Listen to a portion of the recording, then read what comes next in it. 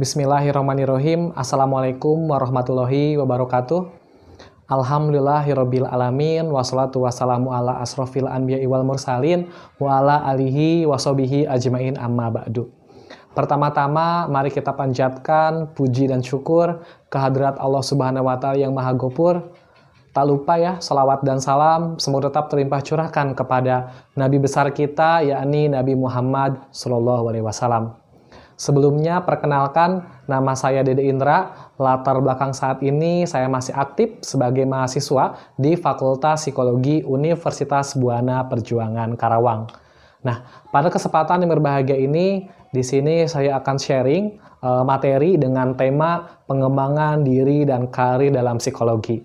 Nah, perlu kita pahami bersama bahwasanya psikologi ini adalah ilmu yang mempelajari tentang perilaku dan proses mental manusia.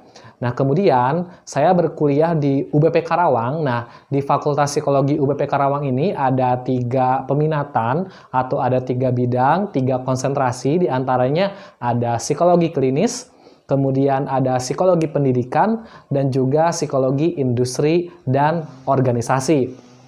Kemudian, sebelum saya membahas tentang apa sih yang memang nanti saya harapkan atau karir seperti apa yang memang saya akan tuju di masa depan atau setelah saya lulus. Nah, di sini saya akan menjelaskan terlebih dahulu apa sih yang menjadi kelebihan dan kekurangan yang ada dalam diri saya. Nah, untuk pertama, kelebihan. Nah, kelebihan saya adalah orangnya tekun, kemudian orangnya itu sistematis, ambisius, semangat, dan juga saya adalah tipikal orang yang memang gampang berkenalan dengan orang baru, bersosialisasi, dan juga saya orangnya senang banget terkait public speaking. Nah, itu adalah hal-hal yang menjadi kelebihan saya. Kemudian untuk kekurangan, nah kekurangan saya ini adalah orangnya gampang bosan. Jadi kalau misalkan saya melakukan sesuatu dengan terus-menerus gitu kan, itu saya gampang bosan. Nah, itu menjadi kekurangan saya.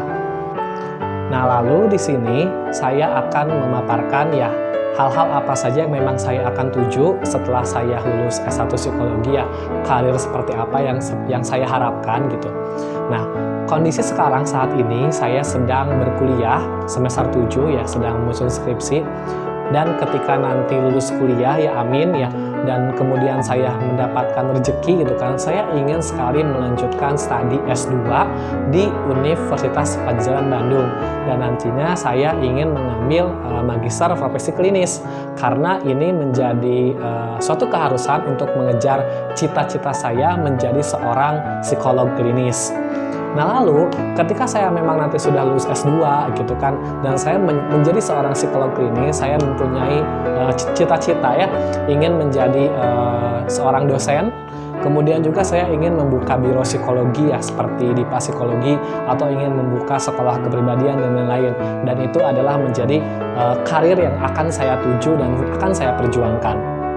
Kemudian di sisi lain saya juga ingin mengembangkan potensi saya ya di sosial media influencer. Artinya apa? Artinya saya ingin menjadi seorang YouTuber atau menjadi seorang selebgram ya tentunya, atau bisa jadi aktris gitu kan. Nah, saya ingin membahas isu-isu psikologi atau ingin membahas materi psikologi di media sosial saya, baik itu di YouTube saya ataupun di Instagram saya. Dan seperti yang saya lakukan ini adalah channel YouTube saya ya, mahasiswa psikologi, dan kemudian ini adalah Instagram saya. Kemudian saya akan menampilkan tokoh psikolog di Indonesia yang sudah sukses, yang menjadi panutan dan motivator saya. Seperti yang sudah terlihat di layar, terdapat sosok wanita yang sangat cantik dan luar biasa.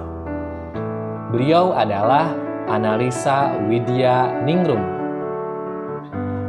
Beliau adalah seorang psikolog profesional lulusan terbaik dari UGM, dan beliau merupakan penggagas sekolah kepribadian yang diberi nama Annalisa Personality Development Center atau APDC.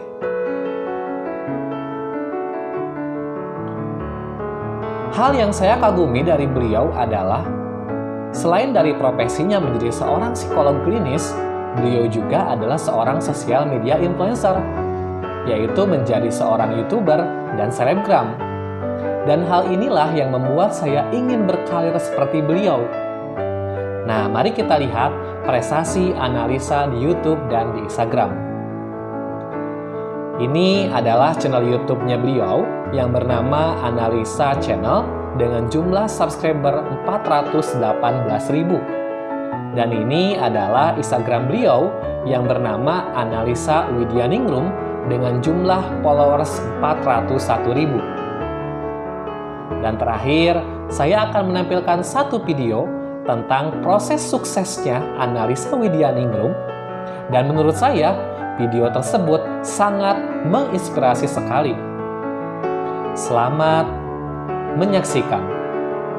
Yang saya pegang dari seorang bapak ibu saya itu lulusan S3, SD, SMP, SMA. Bapak saya itu dulu kerja di bank, dan sampai dia pensiun, dia nggak pernah jadi manajer. Dia selalu gagal promosi jabatan. Sampai saya selesai kuliah, beliau masih jadi pelaksana. Dan mimpinya anaknya harus jadi bos. Dan saya ngelihat, kenapa sih mama bungkusin nasinya tuh nggak enak, kata teman-teman, aku malu. Ibu saya cuma bilang, mama cuma SMA, makanya cuma bisa bungkusin nasi. Mama pengen kamu jangan kayak mama yang cuma bisa bungkusin nasi. Kamu harus lebih dari mama. Kamu harus bisa sekolah. Kayak kamu bilang, kenapa teman-temannya mamanya S2, S3, mama kamu cuma SMA. Kamu harus jadi orang tua yang ditulis sama anaknya. Itu yang dia bilang dari saya kecil. Ada satu kejadian yang mengubah saya, dan ketika saya lihat, setiap orang tuh pasti punya trigger. Yang mungkin kalau digali lagi, trauma-trauma itu ada, yang intinya menggerakkan kita untuk melakukan suatu double effort. Ibu saya itu semua dilakuin sampai akhirnya dia sempat jadi kepala proyek, jadi mandor, dipercaya, dia nekat ngambil bisnis, pinjam utangan bank, properti juga, tapi kecil-kecilan, bangun rumah satu dijual gitu-gitu, ternyata ketipu sama rekan bisnisnya. Udah di saat itu Pak, uang pinjaman dibawa kabur. Kebetulan yang nipu namanya Pak Soleh, sayangnya dia nggak soleh. Saya tahu nih, perjalanan bisnis itu pasti ada ya Pak, ditipu orang gitu. Makanya saya tuh hari ini APDC ada nih yang mau jadi investor. Enggak, saya harus berdiri sendiri. Mau saya nggak gajian nggak apa-apa, tapi saya udah nggak bisa percaya sama orang. Karena ibu saya ditipu dan saya ngeliat banget, ibu saya tuh sebagai salah satu pemilik perusahaan di situ di akte PT-nya, ternyata abal CV, tapi abal-abal. Ibu saya diperkarakan karena si Pak Soleh ini nipu banyak orang lain Pak. Kurang ajar banget tuh Pak Soleh. Dan saya cuma inget, bapak saya cuma bilang gini, bapak saya ngambil pensiun dini dari bank, belum sempat naik jabatan, dia bilang, papa ngambil pensiun dini biar dapat pesangon buat bayar utang ibu kami. Dan dia bilang, kemarin rezeki kita 1 liter dikumpulin, ibu saya nangis minta maaf, bapak saya cuma bilang, 1 liter ini tumpah karena Allah pengen kita rezekinya cuma setengah liter. Insya Allah lebih berkah, papa mulai dari nol, papa bikin rumah kecil, yang papa jual, kamu tetap kuliah. Berapa kali saya bilang, papa, Ana mau cuti, mau bantuin papa kerja. Bapak saya cuma bilang, enggak, papa pengen ketemu kamu di Geraha Sabah, kamu nggak boleh nyerah. Dia nyetater motornya, mobilnya dijual, dia berusaha, kayak tukangnya cuma satu, dia ikut ngecat, dia ikut kadang-kadang nyangkul dan lain sebagainya, kulitnya sampai gosong. Tapi saya cuma ingat, ini papa lakuin buat kamu karena kamu satu-satunya masuk UGM. 2 generasi nggak ada Pak yang masuk UGM. Dia cuma bilang ketemu di Geraha Sabah, that's my purpose. Dan saya tahu ini hope orang tua saya. Jadi waktu saya S1, saya waktu itu skripsi, saya ingat banget, saya bilang ke dosen saya, Prof, saya pengen lulus bulan Januari karena saya pengen lulus terbaik. Kenapa analisa? Satu kesempatan beasiswa, saya harus jadi lulusan terbaik di fakultas ini. IPK teman saya yang IPK-nya 394 tuh banyak Pak di psikologi. Jadi saya itu bukan karena saya paling pinter dan IPK saya paling tinggi, tapi saya start lebih awal dan saya berusaha lebih keras. Pagi skripsi saya kasih sambil KKN dibantu, sore saya ambil revisiannya, dan ternyata tuh jadi mental. Sampai hari ini, ketika akhirnya saya lulus bulan Januari saya yudisium, Februari saya wisuda, ada satu hope yang saya lihat di situ dan saya ngerasa terbayar banget. Bapak saya berdiri di sayap kanan, dia melambaikan tangan ketika saya dapat penghargaan dari Pak Rektor. Bukan masalah prestasi, tapi saya lihat, that's my personal reason. Seolah dia bilang thank you.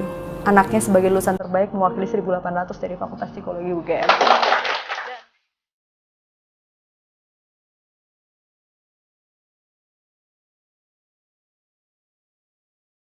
Mungkin hanya itu saja ya yang dapat saya sampaikan di video kali ini. Terakhir, saya ingin mengucapkan terima kasih terlebih dahulu kepada Ibu Nuraini, MPSI Psikolog, selaku dosen pengampu mata kuliah pengembangan diri dan karir psikologi. Nah, terakhir semoga apa yang kita pelajari bisa dapat bermanfaat, kemudian saya juga bisa menerapkan nilai-nilai kehidupan di bangku perkuliahan ke dunia nyata. Wabillahi taufiq wal hidayah. Wassalamualaikum warahmatullahi wabarakatuh.